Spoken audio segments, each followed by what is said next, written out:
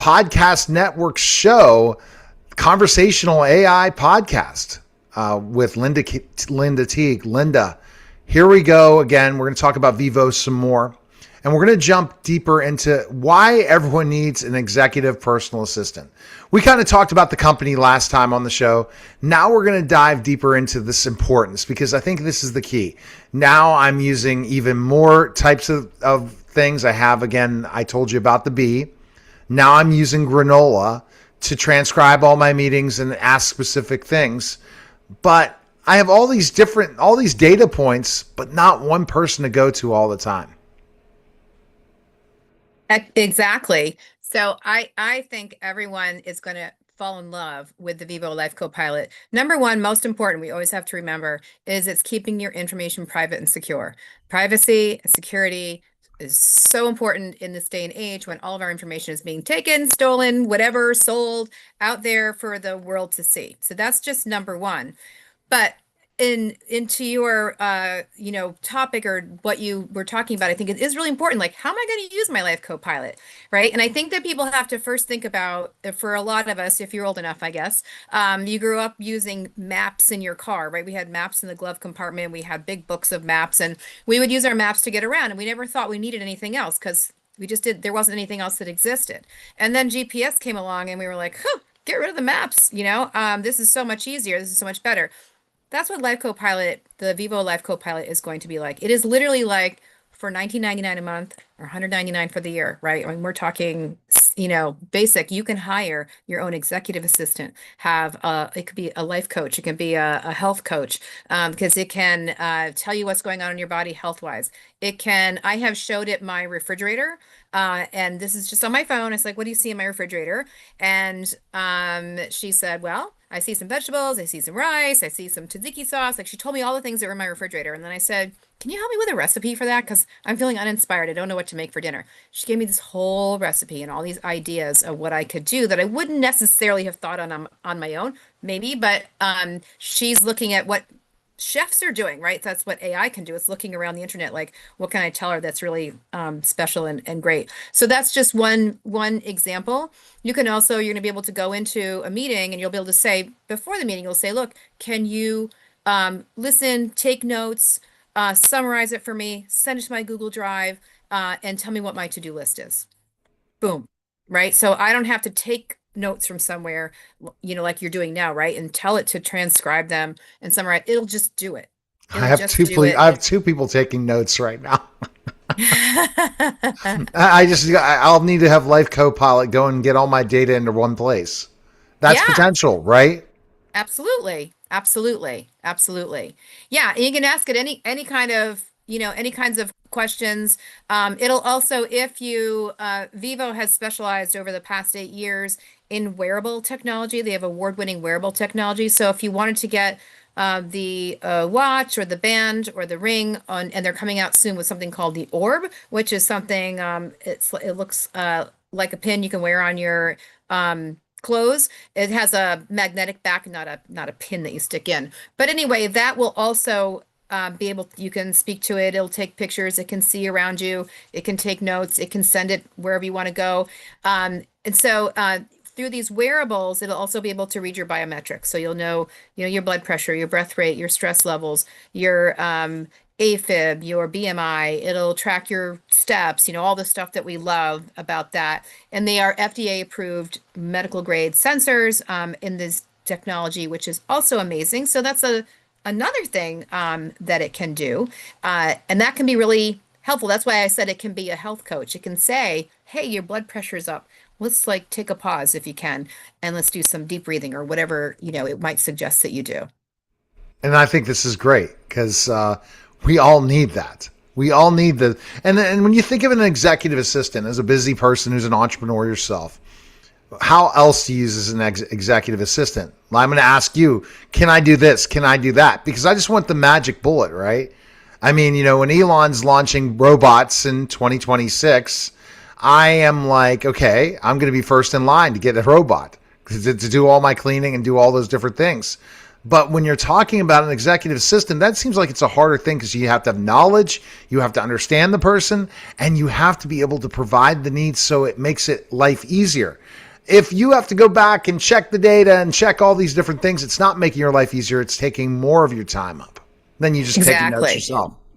But just like any other AI platform, this is you're able to give it all the information that it needs to know about your business, and whatever you needed to know about anything, it'll be well trained, and it's going to get to know you better as you speak to it more. So it'll know you. It feels very personal, right? It really is so simple. It's like you just hired somebody for 19.99 a month. $19.99, right? A month. You're not paying an hourly wage, right? To know everything about your business, be well trained, could answer any questions you needed to, do all those tasks that you needed to. But when you talk to it, it's just like, it feels like somebody I just walked in and I'm hiring them to take care of all those things for me. So it's very human-like, it's very personal, and it will get to know you on many levels. So it can operate however you want it to. So it remembers everything. It does. Wow. Yeah. Across Yeah. chats, pushing it. Is there a limit per month of how much you can use it? There's no limit. Wow. No. Yeah. Yeah, there are limits even with conversational AI when it involves OpenAI that after an hour, even if you're paying for the unlimited plan, which is over $200 a month, then guess what? It goes to another conversations and it forgets what you talked about. That just really ruins the whole thing, the whole It does. experience. Yeah. In fact, always whenever I end a conversation and I say, because my I decided to go with the female voice. Her name is Mary. And whenever I end our conversation and say, I'll talk to you later, when I tap again and want to talk to her again, she'll say, do you want to continue with? And she'll tell me whatever we were talking about. She's like, do you want any more? We were going to do this. Do you still want to do that? Or do you want to switch topics? So I love it. It's just so seamless and easy. What else do you use your personal assistant to do? So for me, I'm a simple person, right? I'm not like you. You have multiple businesses going. I'm pretty simple with AI in general, which I think is, I just want to say that because most of us out here listening are like me. Like I like to use it for social media. I like to use it for help me write a better letter. I like to, how do I word this? How do I say that? Those are most of the things that I use AI for in general. And now I use my Vivo AI, but my Vivo AI is still in beta because we haven't even launched yet. I mean, we haven't even launched it. We're launching in mid-January for the full version. And I love the version now because I really feel like I am talking to a friend. I do. It's Okay. just All really right. an incredible um, So human like. so basically, let's give you an example. It can book your travel. Mhm. So you can look at your calendar. It'll know your calendar completely, Yep. summarize each meeting, be on 24/7. So in conversations you have with somebody, you can go back and say, so, and it'll be in the background where it's not interrupting you, right? I could have Exactly. a Zoom right now and it could be hearing the conversation back and forth and not saying anything and say, so what did you think of the summary in the conversation? And get that Yeah. opinion.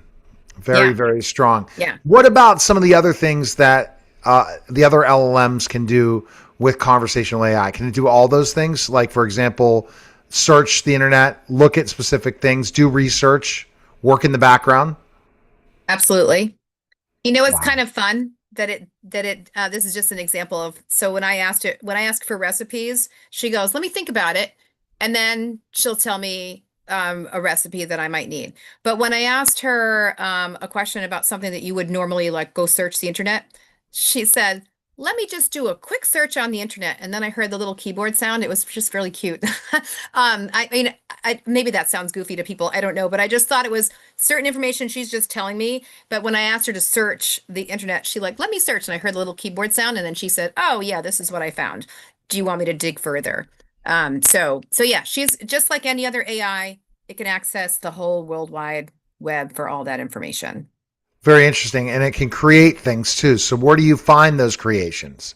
On your app? Do you find it on the computer? How does that work? What do you mean exactly? Like if it wrote an email for you or created Oh, something. If it wrote an email, I would certainly see it in my email. And wherever I decide I want it to go, it will go, or it will just be in, you know how Chat GPT it's just in chat, it's not anywhere else. We'll have that. But if I wanted to send an email through my Gmail, I would see it in my Gmail. Yeah, because now they do have the ability, but it's still very difficult.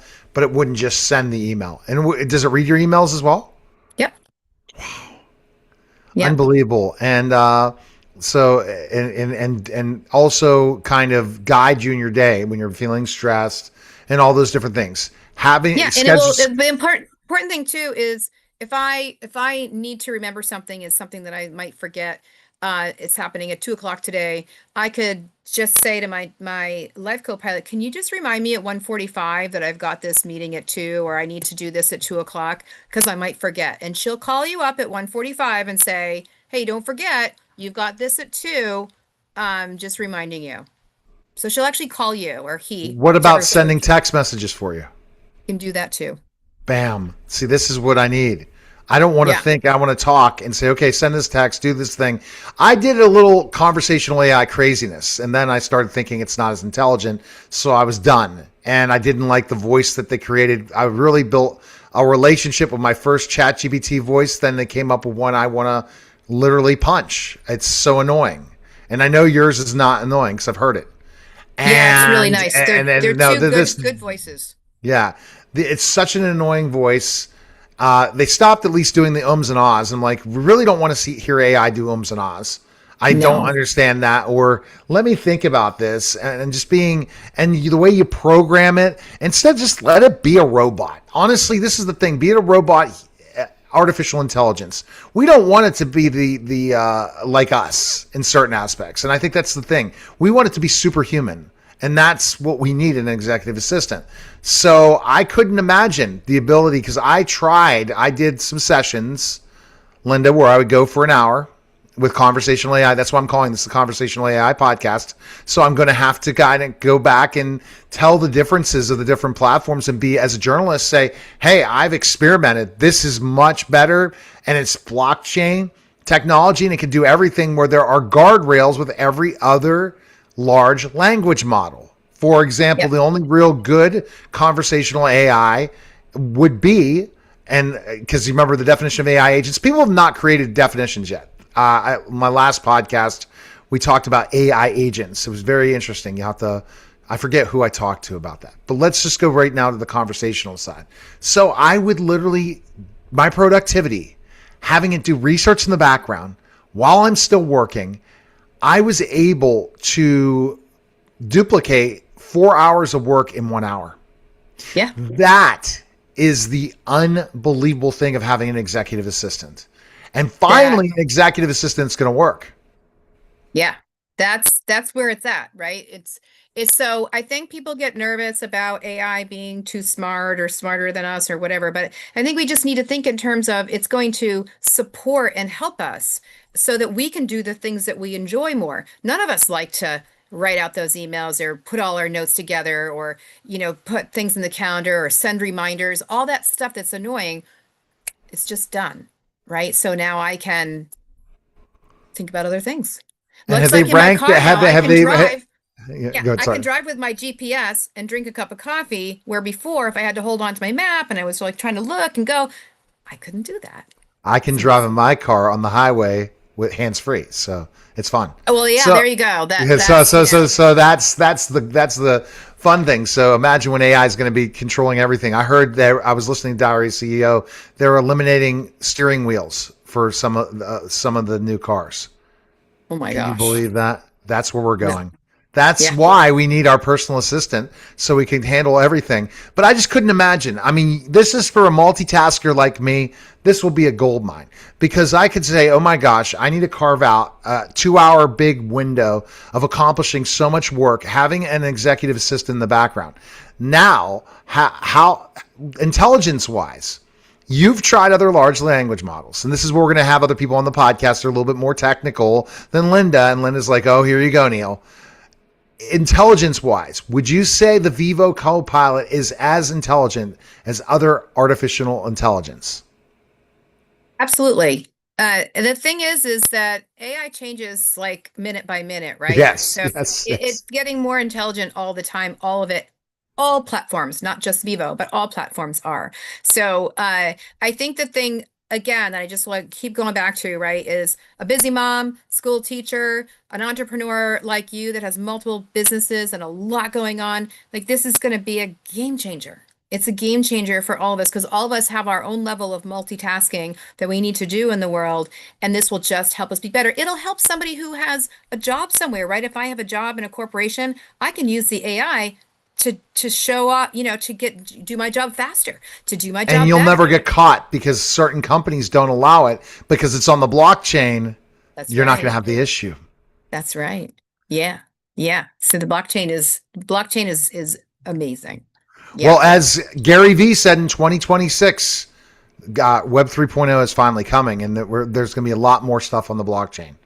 Right. And I And think that's that's what. Vivo's already been putting blockchain, Web3, all of it together in this incredible, ecosystem that they have. So it's really helping us have AI empower us rather than replace us. So this is an AI platform that can empower you rather than replace you.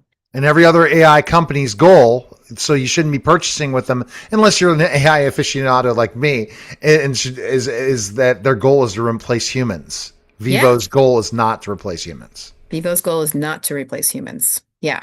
It's What a do you think's the bigger community strength? driven. So I'm going to ask you this, Linda. This I'm really going techie with you.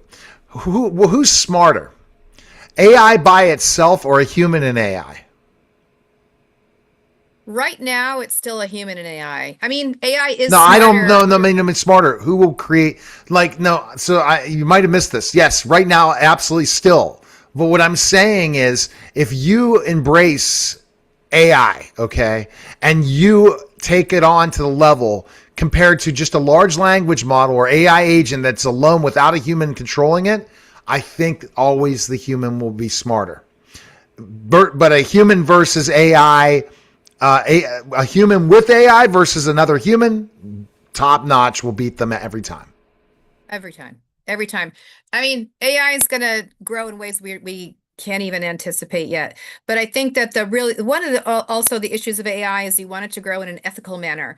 And so Vivo is bringing an ethical piece to it, which keeping your information private and secure is really, really important. You don't want to be on a centralized platform, like you said, and have them own everything and own all of your information. That's not what we want. We That's want where the have to data they know is the most valuable thing out there. It's the most And valuable thing out there. because that's all you have is someone's data, and it's becoming out of control. Now, Yes. let me talk about something else. My goal, maybe Vivo's going to accomplishment. Do you think at one point in time, Vivo's ability will be able to do your social media posts for you, interact, Oh, yeah. send DMs? Will that be Oh, yeah. coming? That will definitely be coming. I have no doubt about that. I mean, no one has said that yet, but I have no doubt about that. I mean, I I can't would imagine that. literally, and then can you have multiple Vivos in the background talking to each other? I tried this with ChatGPT. It didn't work. It was hilarious. Opening up different. I did it. I've done more. I've had Grok with ChatGPT talking to each other. It's unreal. So I'm just I have wondering. only seen, as far as Vivo goes, I mean, who knows? But I've seen Vivo's, our life co-pilot have conversations with multiple people and it knows whose voice is whose. It now will talk to people that I'm on Zoom with because initially, in the initial stages, it did, and now it does. And it remembers their names and their tone of their voice and all that. So I think that's pretty impressive. I think it's huge. No, I'm just wondering. Can you believe that that was what my idea was? So I literally had ChatGPT logged in on my phone and computer at the same time and was trying to direct each one of them at the same time with different tasks. It was chaos.